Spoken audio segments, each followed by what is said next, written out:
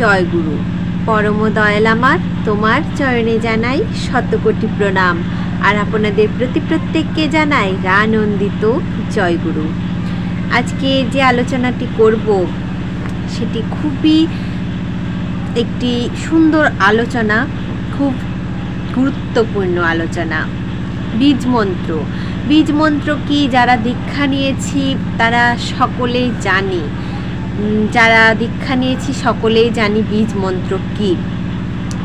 তবে এই বীজ মন্ত্র জপ করার সাথে সাথেই পাওয়া যাবে বিশাল একটি শক্তি, বিশাল শক্তির অনুভব পাওয়া যাবে।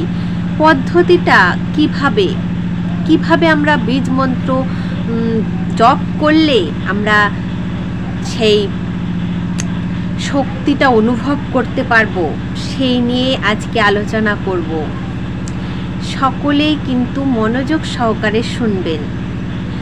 মন্ত্রের প্রয়োজন কি, সংসারে কিভাবে চলতে হয়, শান্তি সম্পর্কে ঠাকুর কি বললেন, নাম ধ্যানের প্রয়োজন আছে কি, আমাদের করণীয় কি, এই সম্পর্কে কয়েকটা প্রশ্ন উত্তর আজকে আমরা আলোচনা করব। রেঙ্গুনে এক দাদা এসেছেন, প্রশ্নাদি করছেন। তিনি শান্তি সম্পর্কে কথা তুললেন। শ্রী শ্রী ঠাকুর বললেন, শান্তি মানে যে বাধা বিপত্তি, বাধা ব্যাঘাত আসবে না তা নয়, কিন্তু তার দ্বারা সাম্যহারা না হওয়া। উক্ত দাদা বললেন, নাম ধ্যানের কি প্রয়োজন আছে? শ্রী শ্রী ঠাকুর বললেন, হ্যাঁ, আমরা শুধু বাঁচতে চাই না, বিবর্ধনও চাই, মানে বিকামিং, মানে বিবর্ধনও চাই। তার জন্য এও সব লাগে, বিবর্তন করতে লাগে, কনসেন্ট্রিক মানে সুকেন্দ্রিক হওয়া লাগে, যাতে স্থিতধীর থাকা যায়, তার চেষ্টা করতে হয়। জপ ধ্যানে এইগুলির সাহায্যে হয়। উক্ত দাদা বললেন, সংসারে কিভাবে চলতে হয়? শ্রী শ্রী ঠাকুর বললেন, সংসারের সব কাজকর্ম, আচার আচরণ, জপ তপ সবটার ভেতর দিয়ে ইষ্টকে উপচয় করে তুলতে হবে। আর আমার যা কিছু আছে সার্থক করে তুলতে হবে তাতে। এবার উক্ত দাদা বললেন, এইভাবে চললে কি মানুষ শান্তি পাবে? শ্রী শ্রী ঠাকুর বললেন, নির্ঘাত। উক্ত দাদা বললেন, তাহলে মূল কথাই তো ভক্তি, বিশ্বাস, ভালোবাসা, এই হলে সব হয়ে যাবে। সত্যিকারের কথাটাই হচ্ছে এটা, ভক্তি। আমি যদি আজ ভক্তি না করি, বিশ্বাস না করি, তাহলে কিন্তু কোনো কিছুই সম্ভব নয়। এই ভক্তি আর বিশ্বাসের জোরে কিন্তু অনেক কিছু ঘটে যায়, অনেক কিছু সম্ভব হয়।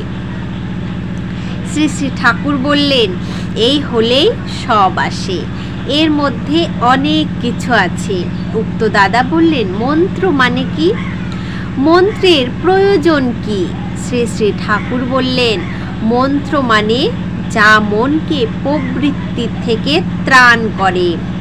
আর মন্ত্র মানে ক্লু অফ লাইফ, জীবনের সংকেত। সবটার মধ্য দিয়ে তা কার্যে পরিণত করতে চায়। প্রবৃত্তি চলনের দরুন নানা বিভিন্ন বিচ্ছিন্ন ব্যাধি প্রণালী যা সৃষ্টি হয়ে আছে আমাদের ভিতর, মন্ত্রের প্রতীক যিনি তাতে সুকেন্দ্রিক হয়ে সেগুলি নিয়ন্ত্রিত হয়।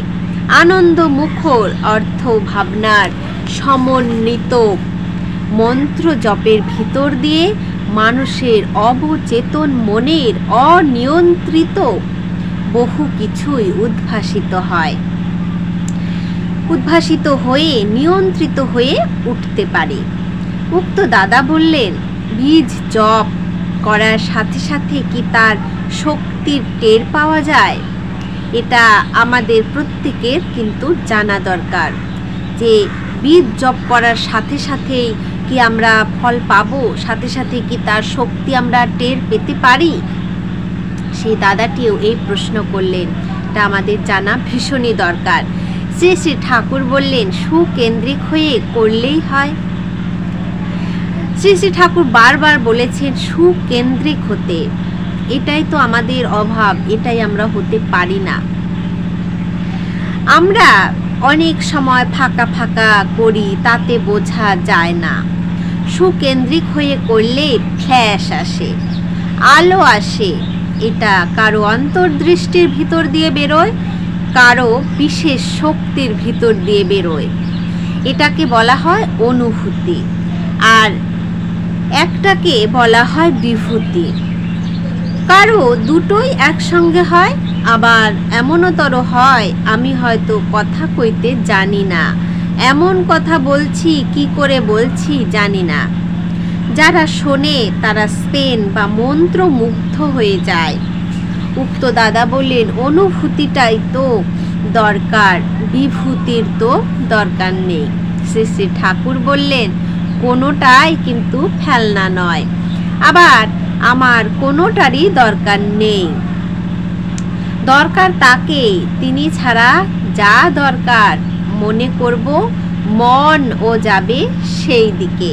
উক্ত দাদা বললেন, আমাদের করণীয় কি, কি করতে হবে আমাদের?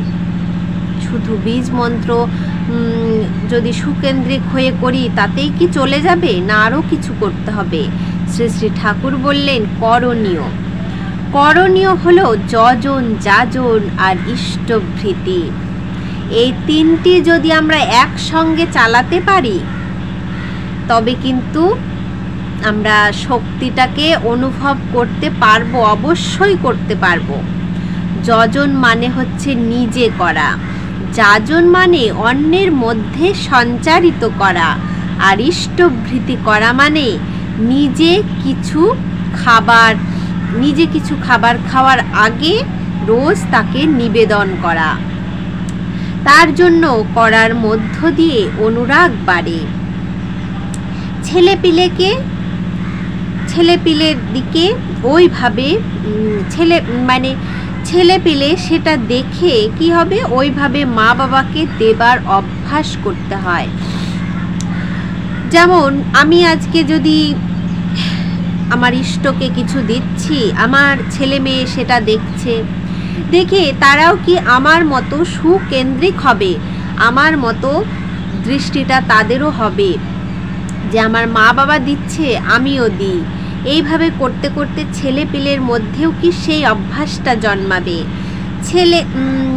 আপনি আবার যখন ইষ্টভৃতি করেন, তাই দেখে দেখে ছেলে পেলেও হয়তো জিজ্ঞাসা করলো কাকে দাও, তখন বুঝিয়ে বলবেন, তুমি যেমন আমাকে দাও, আমারও একজন আছে, আমার দয়াল ঠাকুর আছে, তাকে আমি দিই, তাকে দিয়ে আমি শান্তি পাই, স্বস্তি পাই।